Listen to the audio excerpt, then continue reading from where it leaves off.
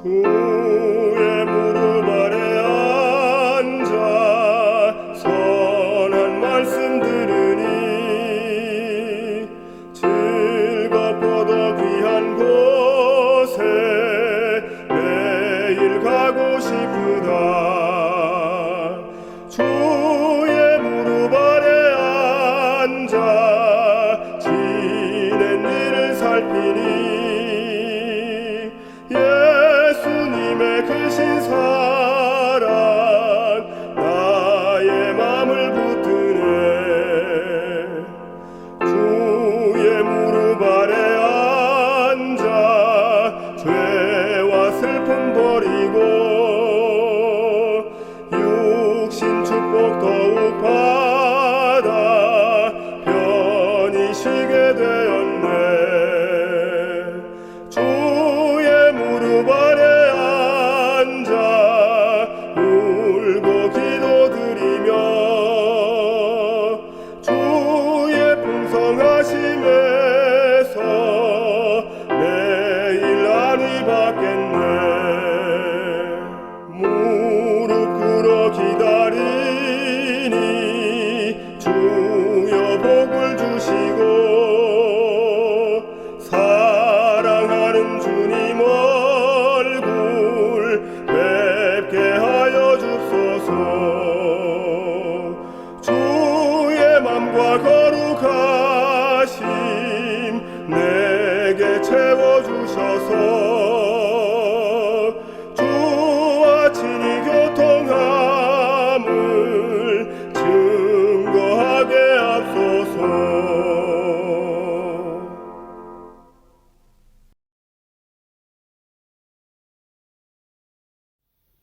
참 좋으신 아버지 하나님, 온 천하 만물을 창조하시고 돌보시는 주님의 그 넓고 깊으신 은혜를 찬양합니다. 우리가 아직 죄인 되었을 때에 주님의 자녀로 불러주시고 영원한 생명을 주심을 인하여 감사합니다. 아버지, 지난 한 주간 주님의 은혜 속에서 살게 하시고 또 저희들 안식일을 맞이하여 주님을 간절히 사모하는 마음으로 여기에 나왔사오니 저희의 예배를 받아 주시옵소서. 주님의 말씀을 따라 살기보다 이 세상의 삶에 취해 주님의 자녀답지 못했던 저희의 생각과 말과 행실을 주님 앞에 내려놓습니다. 주님, 바라옵기는 이 시간 저희들의 어두운 눈을 밝혀주시고 신령한 것을 보게 하시고 주님의 음성을 듣게 하여 주시옵소서. 주님, 특별히 이 어려운 시기에 우리 노을스베이 온 교우님들 가정에 함께하여 주시고 고난 속에서도 하나님의 뜻을 드러내는 교회가 되게 하여 주시옵소서. 오늘 드리는 이 예배가 하나님께서 온전히 받으시며 은혜 충만한 한 시간 되게 하여 주시옵기를 사랑 많으신 우리 주 예수 그리스도의 이름으로 기도합니다. 아멘.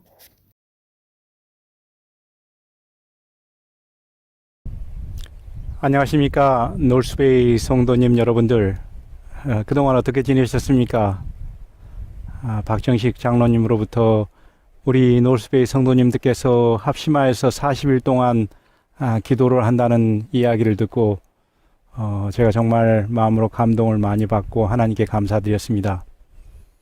하나님께서 초대교회의 성령의 기름 부으심을 우리 노을스베이 성도님께 허락하셔서 교회가 다시 한번 부흥하고 우리의 심령이 새로워지는 그런 기회가 되리라고 확신합니다. 저는 오늘 여러분들을 이 강가로 모셨습니다. 이렇게 평온하고 조용한 곳에 오면 시편 23편 여호와는 나의 목자시니 내가 부족함이 없으리로다.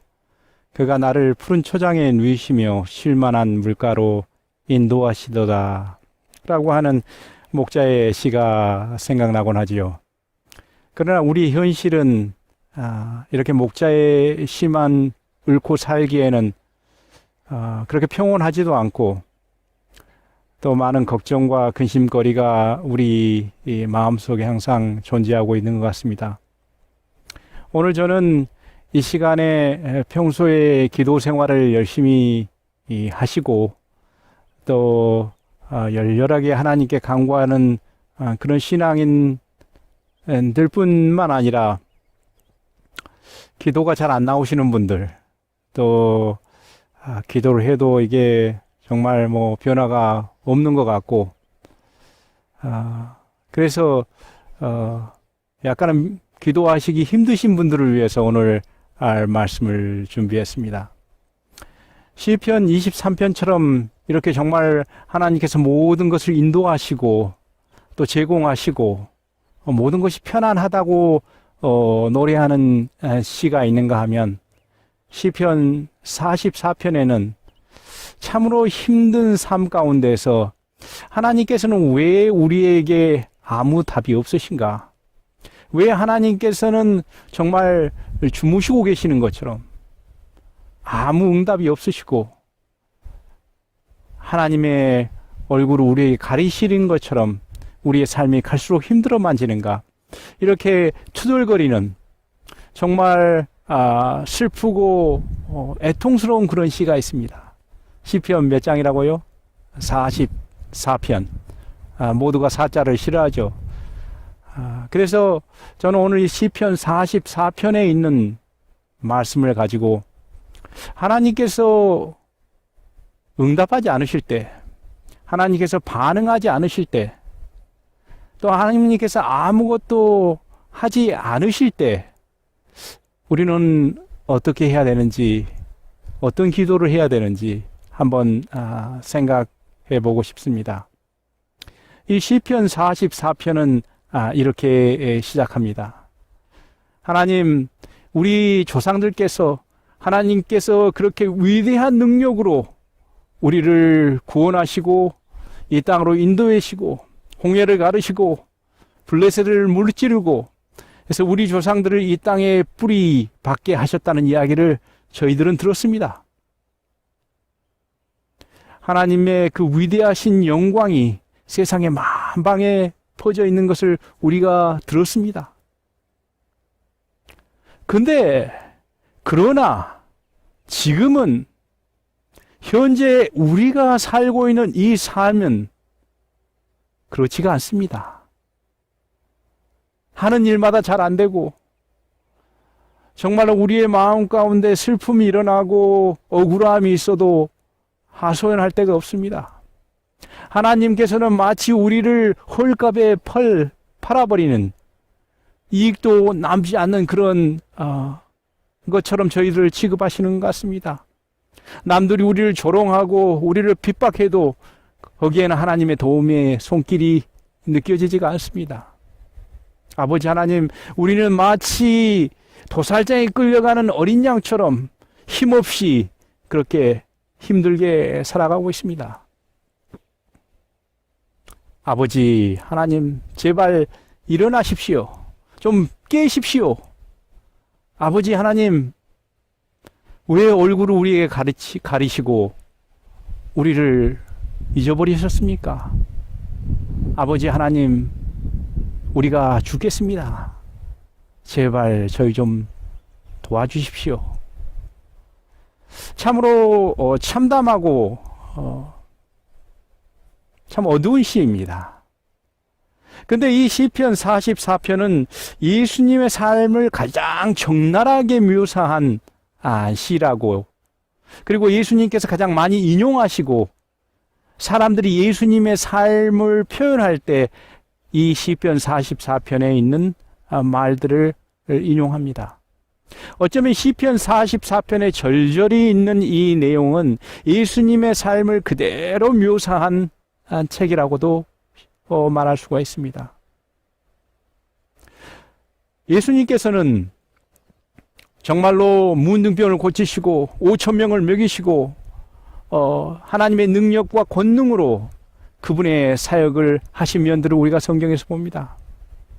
그러나 또 다른 예수님의 사역의 삶을 보면은 정말로 조롱당하고 도망다니고 배고프고 심지어는 힘없이 십자가에 잡히셔서 수많은 모욕을 당하셨을 때도 그때도 하나님께서는 조용하셨습니다.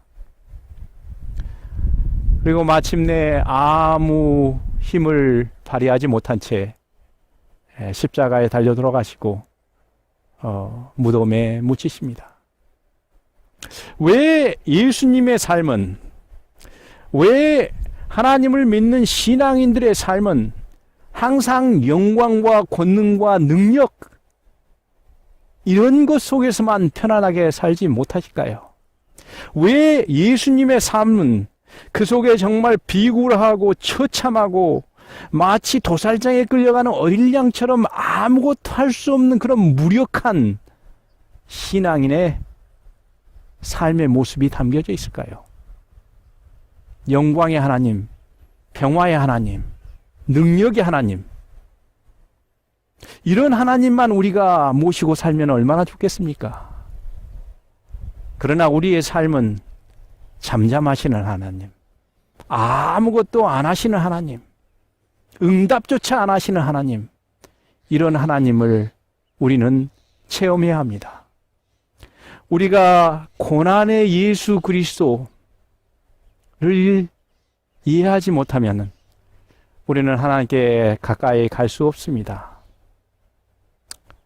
그래서 저는 오늘 우리가 기도할 때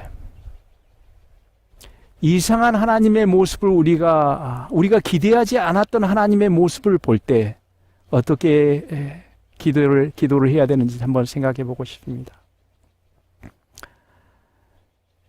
44장에는 세 가지 하나님의 모습이 그려져 있습니다.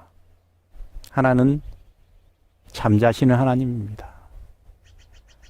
제발 일어나십시오. 우리가 이런 어려움을 당하고 있습니다. 내 삶이 이렇게 어려워져 가고 있습니다.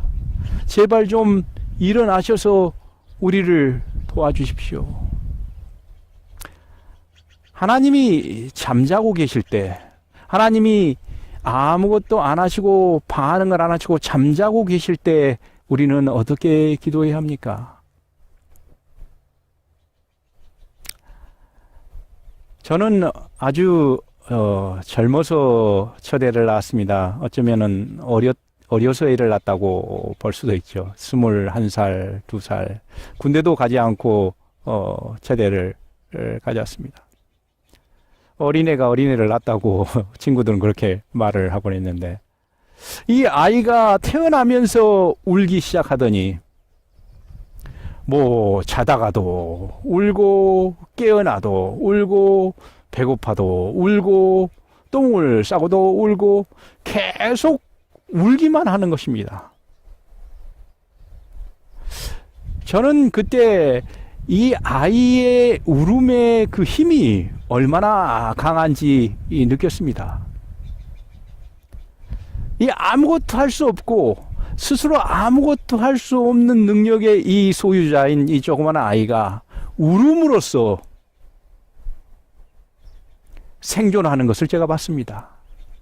아이가 울면은 모든 식구들이 그냥 한밤중에 버떡 일어나서 아이한테 가서 이 아이가 필요한 것이 무엇인지 채워주곤 했습니다.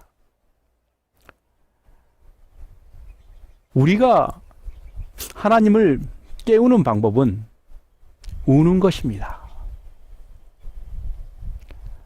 우리가 울어야만이 하나님께서 우리에게 다가오십니다. 하나님께서 우리가 울지 않아도 스스로 오셔서 이렇게 하면 얼마나 좋겠습니까? 그런데 우리는 목소리를 높여서 하나님을 부르는 그 울음의 체험이 없이는 하나님께 다가갈 수가 없습니다. 사랑하는 성도 여러분, 우리는 과연 얼마나 자주 하나님 앞에 웁니까? 우리의 신앙생활은 어느덧 울음이 아주 생소하고 더 이상 울 필요가 없는 그러한 신앙생활을 살고 있지는 않습니까? 우리는 운다는 것이 참으로 잘못됐고, 울지 말아라. 항상 기쁘고 즐겁고 즐겁게 신앙생활을 해야 된다고 어느덧 생각하고 있는지 아는지는 모르겠습니다. 여러분, 어린 양의 이야기, 잃어버린 어린 양의 이야기를 아시죠? 이 목자가 어린 양을 찾아갈 때, 찾아 나서는데, 이 아무것도 할 수 없는 어린 양, 길을 잃어버리고 목자를 찾을 수도 없고 어디에 있는지도 모르는 그런 처지에 있는 어린 양이 꼭 한 가지 해야 될 것이 있습니다.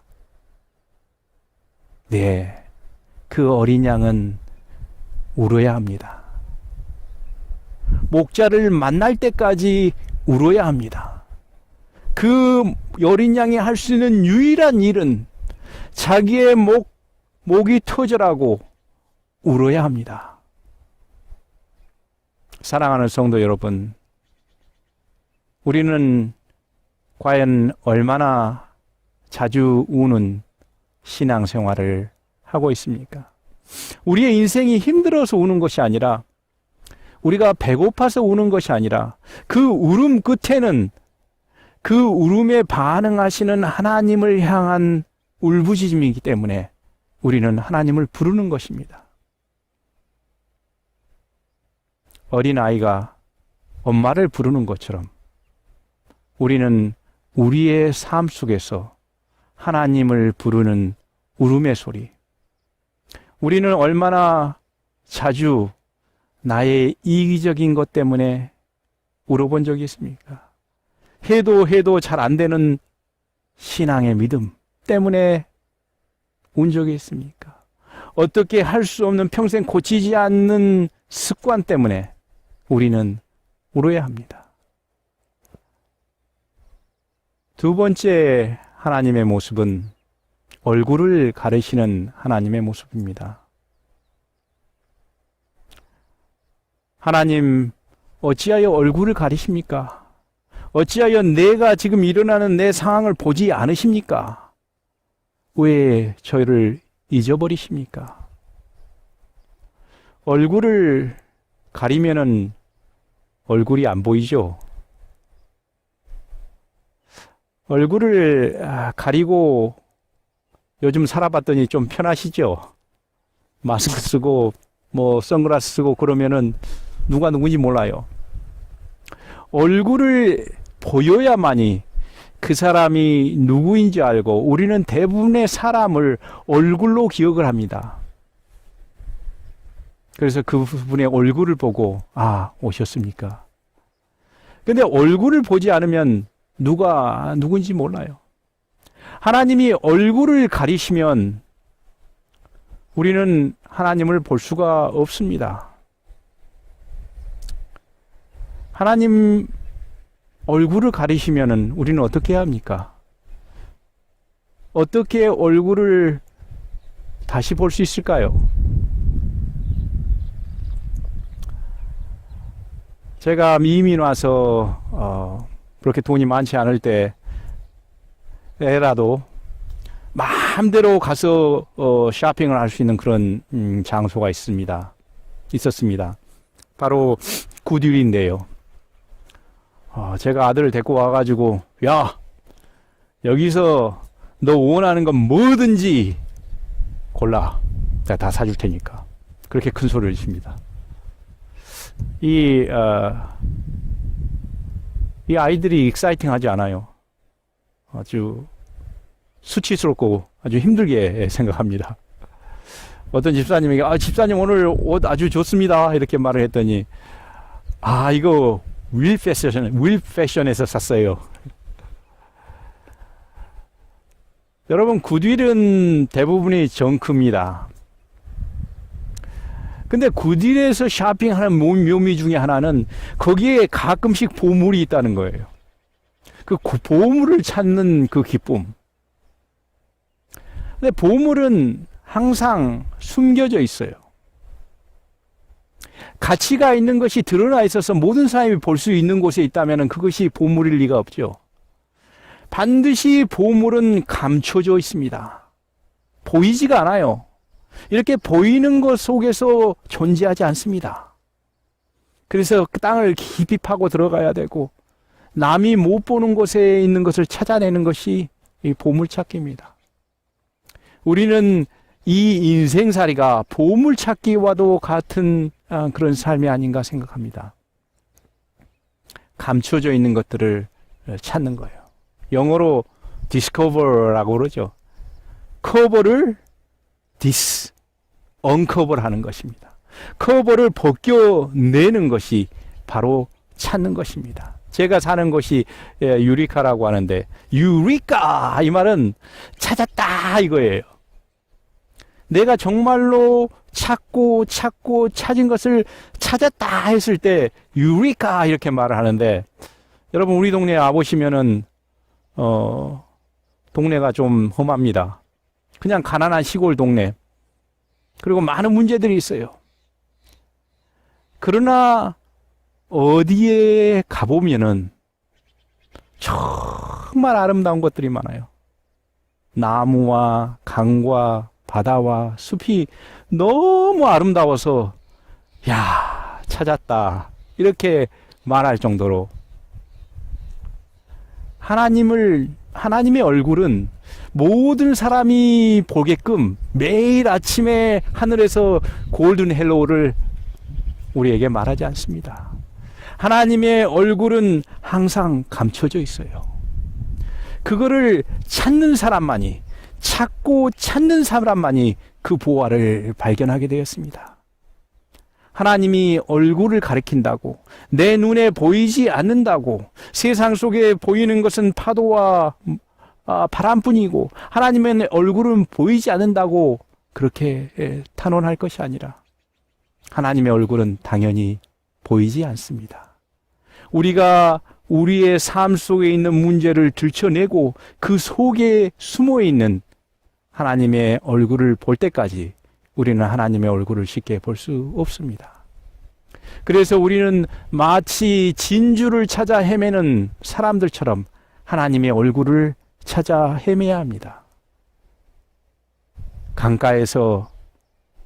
강가가 이렇게 좋은 이유는 그 속에서 하나님의 얼굴을 우리가 느낄 수 있기 때문에 그렇습니다.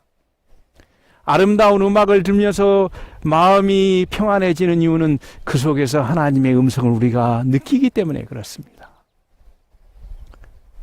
가족들과 맛있는 식사를 나누면서 서로 따뜻한 사랑을 오갈 때 우리는 거기에서 하나님의 얼굴을 볼 수 있기 때문에 그렇습니다.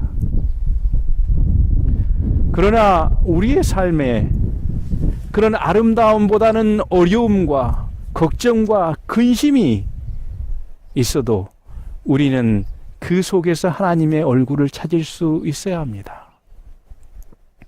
마치 낚시를 하는 사람이 수없이 몰려오는 파도와 바람 속에서도 오직 한 가느다란 그 낚싯줄에 모든 촉감을 세우고 그 움직임을 느끼려고 집중하듯이, 우리가 어떤 삶을 살든지, 우리가 파도와 싸우든지, 우리가 코로나와 싸든지 오직 하나님의 얼굴을 보고자 하는 일념으로 우리가 그의 얼굴을 바란다면 우리의 진정한 기도는 하나님을 찾는, 하나님의 얼굴을 찾는 기도가 되어야 될 것입니다. 여기에서 하나님 깨어나십시오, 하나님 얼굴을 좀 보여주십시오, 이것은 불평이 아니라 신앙의 고백입니다.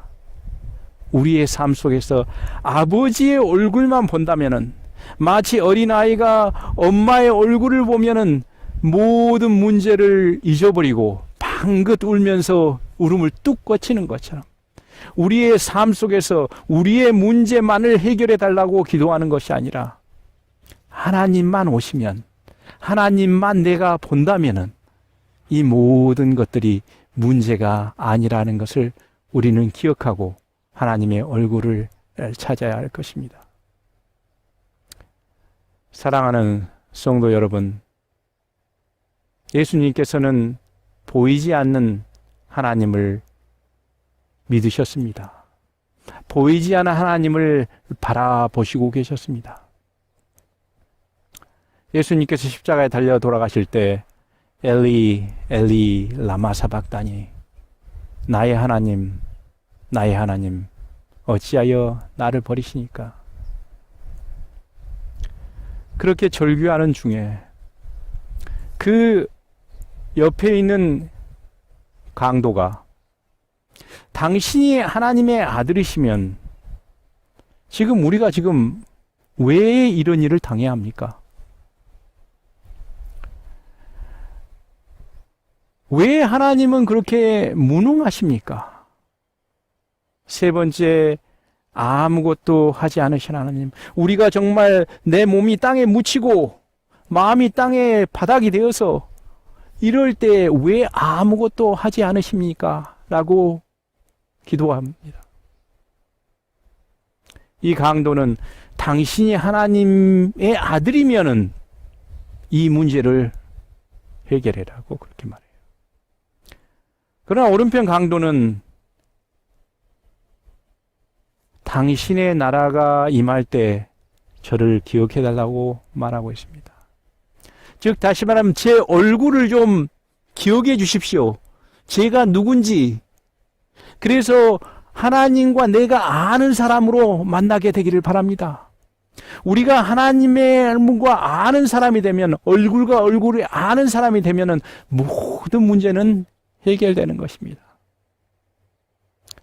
우리는 때로 이거를 해결해달라, 저거를 해결해달라 기도합니다.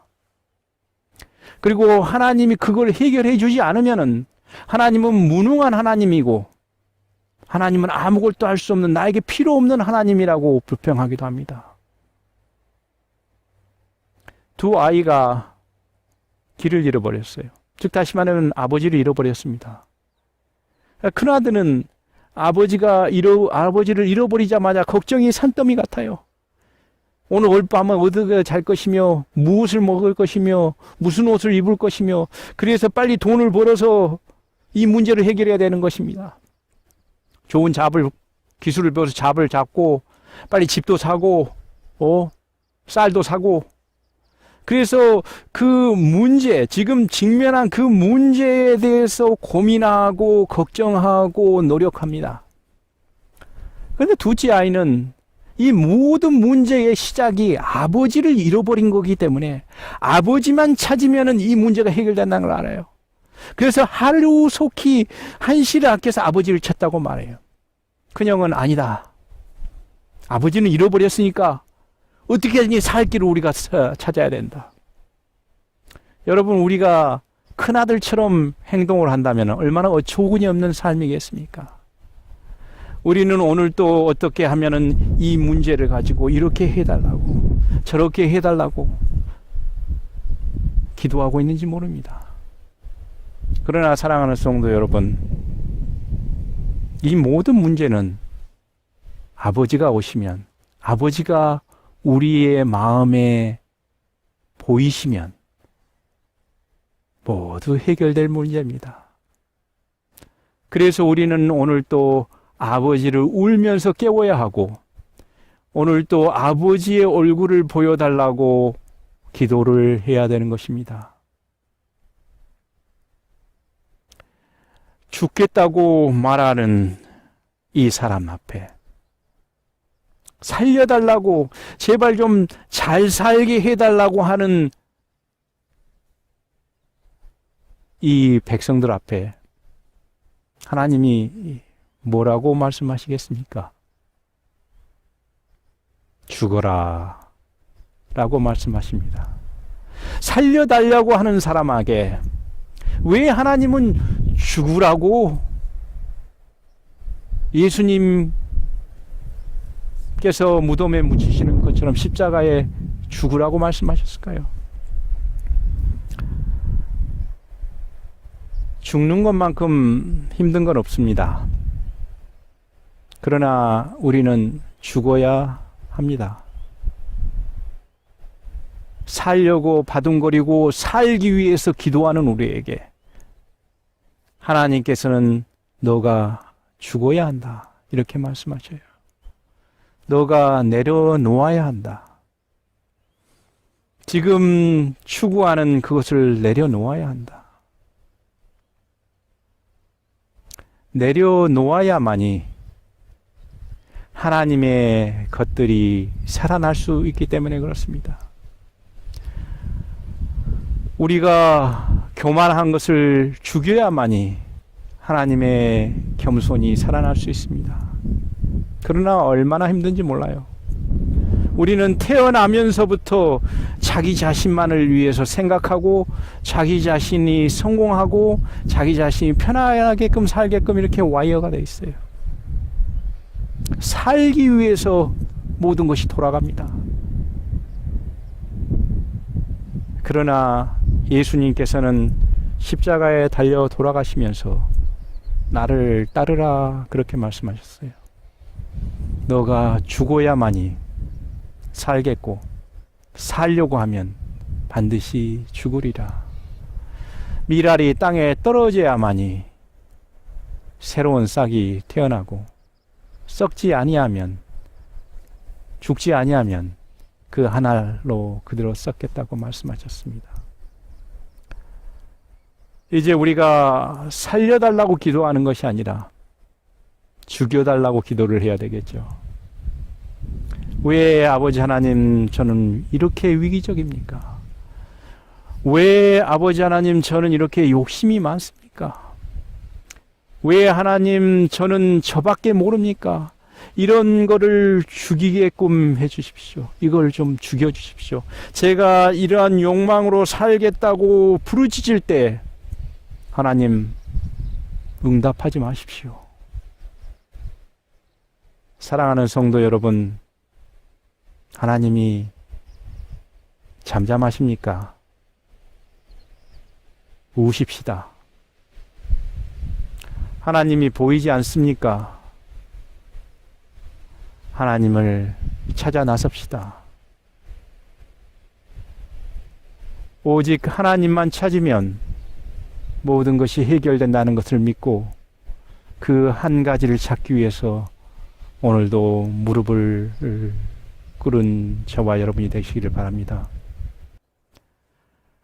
사랑의 아버지 하나님, 저희들 주님이 우리의 눈에 보이지 않고 세상의 풍파와 염려 속에서 한숨 쉬고 걱정하고 있습니다. 아버지 하나님, 이제 저희의 울음소리를 들으셔서 우리 마음에 오시옵소서. 아버지 하나님, 이제 우리가 눈을 들어서 보이지 않는 하나님을 보고자 하오니 우리의 마음속에 주님의 모습만이 선명하게 그려지게 하여 주시옵소서. 아버지 하나님, 죽어야 할 것들은 죽고 주님의 능력으로 다시 거룩한 것만 살아나게 하여 주시옵소서. 사랑의 아버지 하나님, 우리가 걸을 때, 우리가 발을 한 발음 한 걸음 걸을 때 우리의 곁에 계셔 주셔서 우리가 어디로 가는지 알게 하여 주시고 우리의 입술에서 나오는 우리의 소망이 작은 신음이라 할지라도 주님께서 들으시고 응답하심을 저희들이 믿고 따르오니 주여 우리의 속에 구원을 베풀어 주시옵소서. 우리를 사랑하시고 우리를 위하여 그 모진 고초를 당하시고 우리 먼저 가신 우리 구세주 예수 그리스도의 이름으로 간절히 기도드립니다. 아멘.